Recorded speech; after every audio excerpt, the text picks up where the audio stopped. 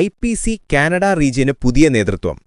India Pentecost ദൈവസഭ Canada റീജിയന്റെ പുതിയ പ്രസിഡന്റായി പാസ്റ്റർ ABK ബെന്നും സെക്രട്ടറിയായി പാസ്റ്റർ ബെർലി തോമസും ചുമതലയേറ്റു. ആന്ധ്രാപ്രദേശിലെ നെല്ലൂരിൽ നടന്ന എക്യുമെരിക്കൽ യോഗത്തിൽ പെന്തക്കോസ്ത് സഭകൾ ഉൾപ്പെടെ വിവിധ വിഭാഗങ്ങൾ പങ്കെടുത്തു. ക്രൈസ്തവർ നേരിടുന്ന വെല്ലുവിളികൾ നേരിടാൻ ഡിസ്ട്രിക്ട് ആക്ഷൻ കമ്മിറ്റികൾ രൂപീകരിക്കാൻ തീരുമാനിച്ചു. അമേരിക്കയിലെ ഏറ്റവും പഴയ ഹിസ്പാനിക് പെന്തക്കോസ്റ്റ് ബൈബിൾ സ്കൂളായ കാലിഫോർണിയയിലെ LABI കോളേജ് അതിന്റെ ശതാബ്ദി ആഘോഷങ്ങൾ ആരംഭിച്ചു. അസംബ്ലീസ് ഓഫ് ഗോഡ് ആഭിമുഖ്യത്തിലാണ് ഈ സ്ഥാപനം പ്രവർത്തിക്കുന്നത്. തുർക്കിയിൽ വിദേശ മിഷണറിമാരുടെ സേവനം പരിമിതപ്പെടുത്തുന്ന പുതിയ സാഹചര്യങ്ങളെക്കുറിച്ച് സഭാ നേതാക്കൾ ആശങ്ക രേഖപ്പെടുത്തി.